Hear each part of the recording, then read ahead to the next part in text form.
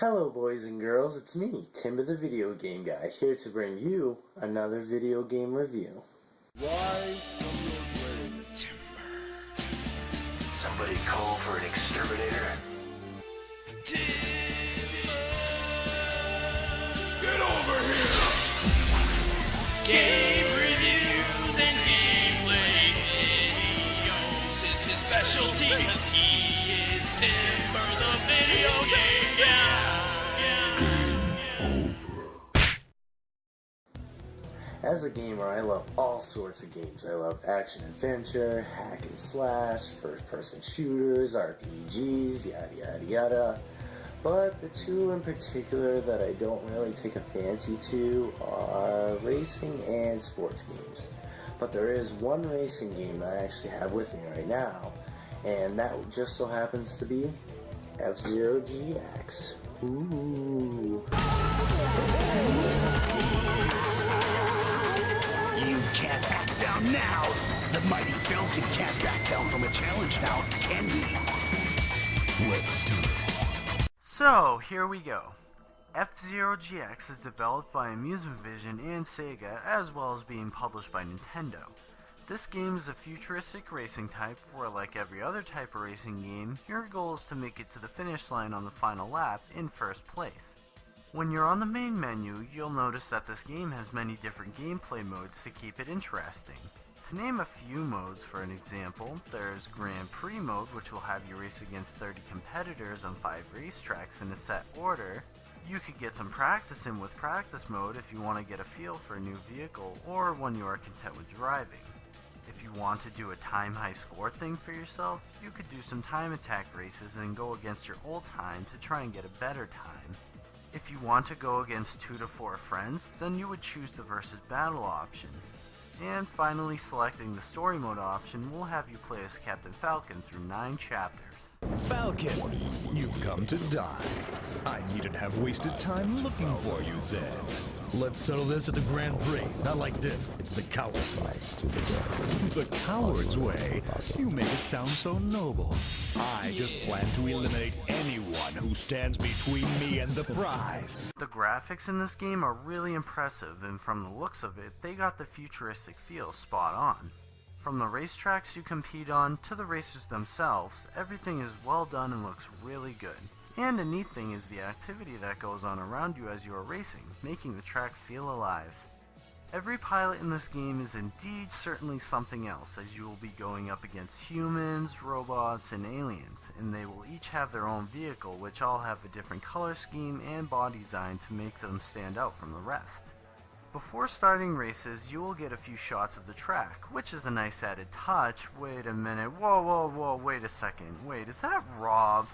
Oh my god, it is Rob. And an interesting thing to note too is that the colors Rob has here are the colors of the Japanese Rob peripheral and not the North American one. Either way, nice cameo.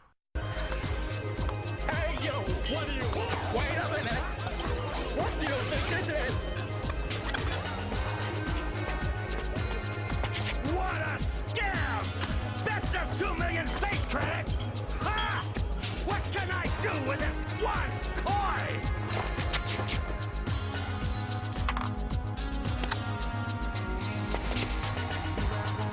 You're the famous Falcon! Let me start off by saying this game is highly difficult.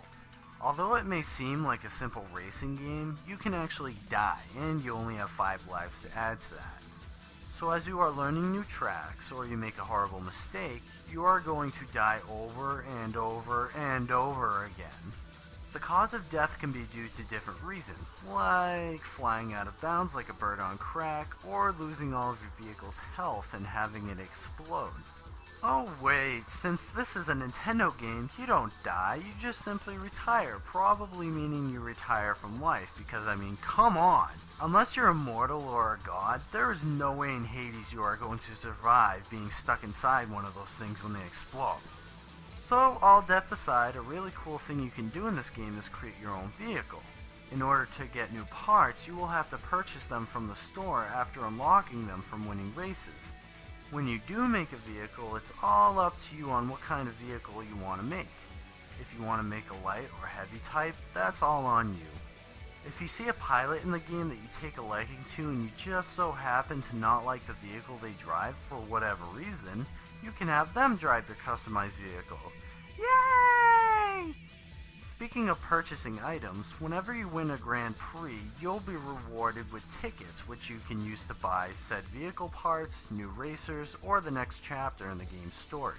So now, let's focus on the racing element of the game. As I mentioned before, there are multiple ways to race in this game, but the one mode that really stands out is the Grand Prix. In this mode, you'll choose a jewel-labeled cup to race on, and then you can either pick a main pilot or a vehicle that you created yourself to participate in the race. Before starting the 3-lap high-speedathon, you will have the ability to adjust the stats of your vehicle. It's always a good thing to test out what your vehicle is better suited to. So if you have a heavy vehicle, you may want to set the acceleration a little higher than the max speed so you can have a quick recovery if you bump into a wall and need to get back in the race. If you have an incredibly light vehicle, then I would suggest max speed is what you would want to go with. Whatever you decide what you want to do for your vehicle is totally up to you, so get out there and try new things. Every race in this game will keep you on the edge of your seat from how fast-paced it is. It is possible to exceed 2,000 kilometers per hour, which makes me wonder what would happen if you got hit by something going that fast. Would you disintegrate or would you go splat? I wonder what it's like to get hit by one of those things. Captain Falcon, can you give us a demonstration of what happens? Yes!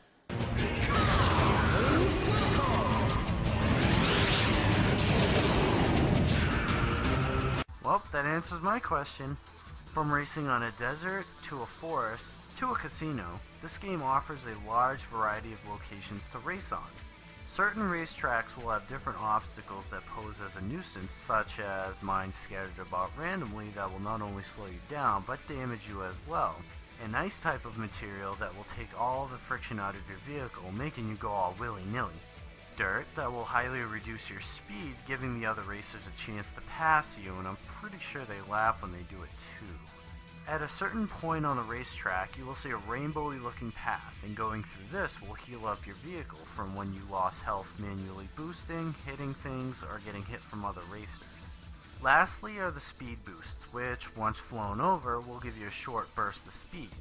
These can be both helpful and dangerous due to the fact that you can either get a helping hand or one that wants to push you into a wall.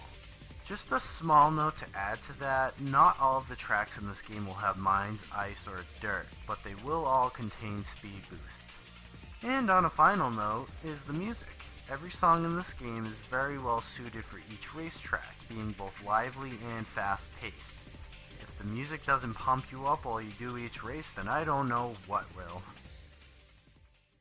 At the moment when the two forces become one, it is possible to seize that power. Then I can turn this whole galaxy into a pile of ashes in an instant. How I've waited for this moment. The world will fall into total darkness. Not if I can help it. I'll destroy you yet. Let's go! This game is an adrenaline rush packed into a single gaming CD. With everything that goes on during the races, one does not simply play this game sitting comfortably. The only bad thing that comes to mind about this game is the difficulty, which I previously mentioned before, but that's what makes this game so awesome. In this game, it's a struggle to keep replacing, unless you're in last, due to the fact that you always have someone that is usually about 1 to 2 seconds behind you, and a simple mess up will result in you falling behind. So with that said, you could go from being in 5th place to being pushed all the way back to 20th place. And another thing to add to the difficulty is that you will need to maneuver smoothly around sharp corners, because if you don't, you could end up seriously falling behind. So the only bad thing set aside, this game is a pretty solid racer. And with that said, that does it for me. I hope you enjoyed this review, and until next time, take care.